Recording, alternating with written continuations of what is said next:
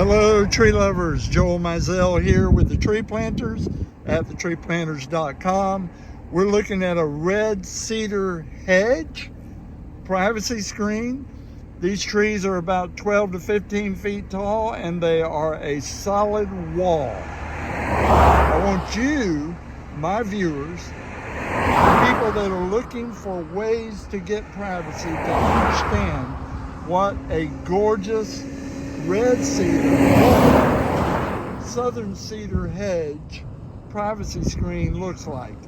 The best example I've ever seen. These trees look like they're on 8-foot, maybe 10-foot centers. They've all grown together. You can see through them in places. For the most part, it is a solid wall of privacy. I'm Joel Mizell with the Tree Planters at thetreeplanters.com. Have a great day.